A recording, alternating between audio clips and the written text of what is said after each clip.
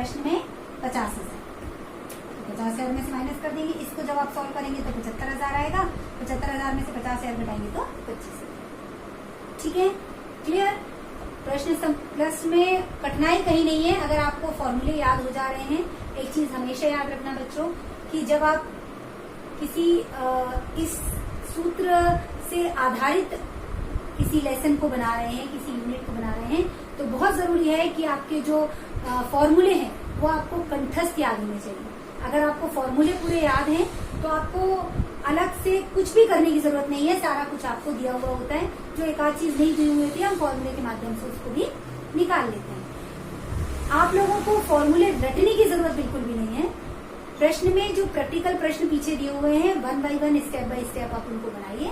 धीरे धीरे करके आपको ऑटोमेटिकली वो फॉर्मूले अपने आप ही याद हो जाए। ठीक है, चलिए अब एक प्रश्न हम देख लेते हैं। हमारे दिया हुआ है हमारे प्रैक्टिकल बुक में।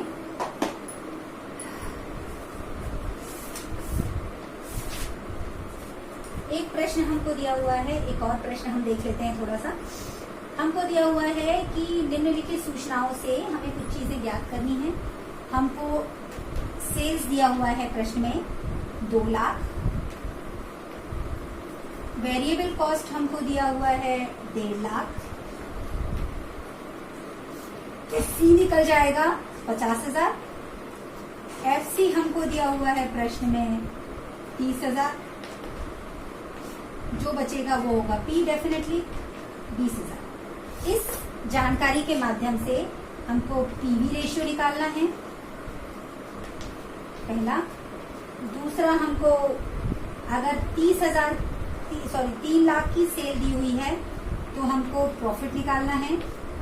यदि हमको 30,000 का लाभ दिया है, प्रॉफिट दिया है, तो हमको सेल्स निकालना है। ठीक, 3 जानकारियां हमको निकाल के दिखानी है। फटाफट हम देख लेते हैं कैसे करना है। पीवी रेशियो निकालने का अब तक तो आप पीवी रेशियो को बहुत अच्छे से समझ भी गए होंगे। पीवी रेशियो का फॉर्मूला वही है हमारा C/S × 100, है ना। तो C हमारा कितना दिया हुआ है 50,000। S हमको दिया हुआ है प्रश्न में 2 लाख × 100 कर देते हैं। यहाँ पर करने के बाद हमारे पास जो आएगा कैलकुलेट करके वो होगा 25%। आप करेंगे तो आपको पता चल जाएगा। हमको मिल गया। अब दूसरा हमको बोल रहा है प्रॉफिट निकालने के लिए, तो इसका फॉर्मूला है P बराबर प्रॉफिट निकालने के लिए P बराबर S × PV ratio minus FC।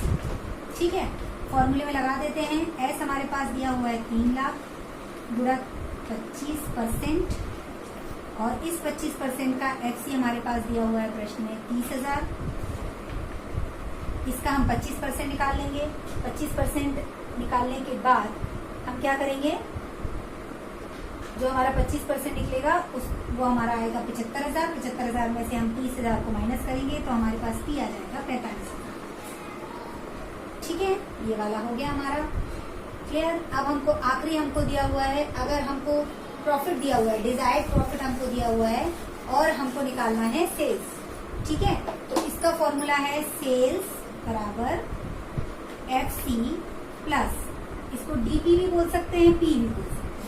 DP मतलब डिजायर्ड प्रॉफिट, इच्छित लाभ, और P मतलब प्रॉफिट, और यहाँ नीचे हो जाएगा PV रेशियो। ओके, तो हम फॉर्मूला लगा लेते हैं। FC हमने निकाला था अभी, हमारे प्रश्न में दिया हुआ है 30,000, P हमको दिया हुआ है 20,000। नीचे आ जाते हैं, सॉरी 30,000 जो हमको दिया हुआ है, और PV रेशियो हमने अभी निकाला था वो था 25%, गुणा 100 कर देते हैं। यहाँ पर हम इसको जब सॉल्व करेंगे तो हमारे पास आ जाएगा 2,40,000।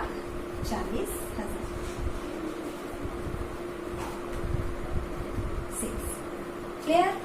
तो इस तरह से जो हमारी इक्वेशंस हैं हम इनको निकाल सकते हैं। अगर हमको F नहीं दिया है तो हम F निकाल सकते हैं, P नहीं दिया है तो हम P निकाल सकते हैं, S निकाल सकते हैं, PV रेशियो निकाल सकते हैं, मार्जिन ऑफ सेफ्टी निकाल सकते हैं, BEP निकाल सकते हैं। ठीक है, अब सिर्फ एक तरीके के प्रश्न आपके बचे हुए हैं कि मान लीजिए प्रश्न में हमको बोल रहा है कि एक हमको इक्वेशन दी हुई है और उसमें हमको मान लीजिए फिक्स कॉस्ट में 25% की वृद्धि करनी है, ऐसा हमको प्रश्न दिया हुआ है, या हमको सेल्स में वृद्धि करनी है। ठीक है, तो थोड़ा सा मैं हिंट बता देती हूँ उस प्रश्न के बारे में। जैसे एक प्रश्न हमको यहाँ पर दिया हुआ है, हमको FC दिया हुआ है 60,000। ओके, हमको सेल्स दिया हुआ है, सेल्स पर यूनिट हमको दिया हुआ है 24। हमको वेरिएबल कॉस्ट दिया हुआ है पर यूनिट 20। ये हमको जानकारी दी हुई है। और नीचे हमसे बोला है कि यदि स्थायी लागत, पहला हमको कंडीशन दिया है कि FC में यदि कितनी वृद्धि हो जाती है 20% की। ठीक है, दूसरा हमको कंडीशन दिया हुआ है यदि अस्थायी लागत मतलब वेरिएबल कॉस्ट है ना, वेरिएबल कॉस्ट में यदि 10% की वृद्धि हो जाती है। तीसरा हमको दिया हुआ है कि यदि स्थायी लागत FC में 10% की वृद्धि हो जाती है, मतलब वृद्धि, यहाँ पर भी वृद्धि है, यहाँ पर भी वृद्धि है। ठीक है, और हमारे VC में 5% की कमी हो जाती है। ठीक है, और चौथा और आखिरी हमको दिया हुआ है इस प्रश्न में कि अगर अस्थायी लागत मतलब वेरिएबल कॉस्ट में यदि 10% की वृद्धि होती है और हमारे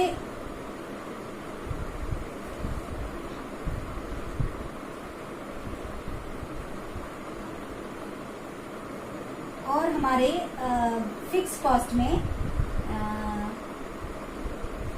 FC में 20% की कमी हो जाती है।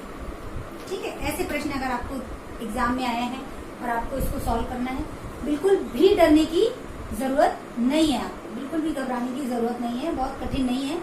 हमको क्या करना है, जो हमको कंटेंट बोल रहा है उसमें बस परिवर्तन करेंगे हम, बाकी सबको एज इट इज रखेंगे। और हर स्टेप पर हमको यहाँ पर BEP या PV रेशियो निकाल के दिखाना है। मान लीजिए BEP बोला, मैं दोनों बता देती हूँ आपको, या PV रेशियो एक बता देती हूँ, आपको बहुत जल्दी समझ में आ जाएगा, कठिन नहीं है बिल्कुल भी।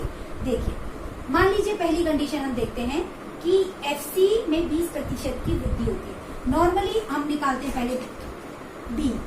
ओके, BEP जब हम निकालते हैं तो हमारा फॉर्मूला क्या होता है, FC/C है ना, FC/C। यूनिट के लिए हमारा ये होता है, और अगर हम सेल्स के लिए करते तो इंटू S कर देते हैं। ठीक, तो यहाँ पर FC में परिवर्तन हो रहा है, तो FC हमारा कितना है 60,000। 60,000 का 20% निकाल लीजिए। ठीक है, तो यहाँ पर हम क्या करेंगे, 60 गुणित 20%। ठीक है, 60 का 20% हमने निकाल लिया। ठीक, तो 60 का 20% मेरे ख्याल से आ जाएगा 12,000। तो अब ये बढ़ के कितना हो जाएगा, दोनों को जोड़ेंगे तो हमारे पास आ जाएगा 72,000। तो अभी हम प्रश्न में क्या करेंगे, FC में पहले नॉर्मल कंडीशन पे आप BEP निकाल लीजिए जो हमारा दिया हुआ है FC, इसमें से हम इसको घटाएंगे तो 4 आएगा। तो हमारा नॉर्मल कंडीशन पर हमारा हो जाएगा 60,000 बटे 4। इसको हम कर लेंगे तो 24,000 मेरे ख्याल से आ जाएगा, 24,000। ठीक है, तो 24,000 यूनिट आ गई हमारी नॉर्मल कंडीशन पर। इसको रुपीज से आप 24 से गुणा कर देंगे तो आपका BEP रुपीज निकल जाएगा। क्लियर, ये हमारी नॉर्मल कंडीशन। दूसरी कंडीशन पर अब हम इसकी यहाँ पर 60 की जगह 72,000। ओके, क्लियर, फिर हम निकाल लेंगे, बाकी सब एज इट इज रहेगा, तो हमारा BEP यूनिट्स निकल जाएगा। अब ये वाली कंडीशन हमको बोल रही है, ठीक है, यहाँ पर हमको क्या बोल रहा है कि FC में 10% की वृद्धि, मतलब 10% मतलब 6,000 बढ़ जाएगा, तो 66,000 रुपए हो जाएगा। और BC में 5% की कमी, तो 20 रुपए का 5% निकाल। ठीक है, 20 का 5% कितना हो जाएगा हमारे पास, 20 का 5% हो जाएगा मेरे ख्याल से 1 रुपए। तो 1 रुपए की कमी मतलब ये 19 रुपए हो जाएगा। तो हम क्या करेंगे, 24 माइनस 19, तो 5 आ जाएगा नीचे हमारा। ठीक है, तो हमारा क्या हो जाएगा 10% मतलब इस कंडीशन पर हमारा हो जाएगा, थर्ड कंडीशन पर 66,000 बटे 5। ठीक है, कैसे आया 66,000 10% की वृद्धि हो रही है, तो 60,000 का 10% हमारा कितना हो जाएगा? देखिए एफसी में वृद्धि, थर्ड वाला कंडीशन को अप्लाई कर रही हूं मैं। एफसी में हमारा कितना है? देखिए ये वाली कंडीशन में एफसी हमारी है 60,000, इसका 10% निकाल लेते हैं हम तो आ जाएगा 6,000। जब इसको जोड़ देते हैं इसमें हम तो आ जाएगा 66,000। पहली कंडीशन हो गई। दूसरी हमको बोल रहा है इसमें 5%, तो हमारा वीसी हमको पर यूनिट दिख रहा है 20 का 5% निकालेंगे तो आएगा 1 रुपए। 1 रुपए कम करना है हमको, तो इसमें 20 में से 1 रुपए कम करेंगे तो हमारे पास आ जाएगा 19 रुपए। क्लियर? तो 19, तो 24 में से, क्योंकि एस माइनस बीसी करना है तो 24 में से 19 घटाएंगे तो आ जाएगा यहाँ 5। बस इसको सॉल्व कर लेना है। क्लियर? समझ में आया? कुछ नहीं करना है, जो हमको बोल रहा है बस उतने को परिवर्तित कर दीजिए और बाकी सबको एज इट इज रहने दीजिए। ठीक है? आप प्रयास करके देखिए। ओके, और कमेंट में मुझे बताइए कि आप लोगों को क्या समझ में नहीं आया। अगर आप लोगों को समझ में नहीं आया तो मैं और नए ढंग से बताने की प्रयास करूंगी। Thank you so much.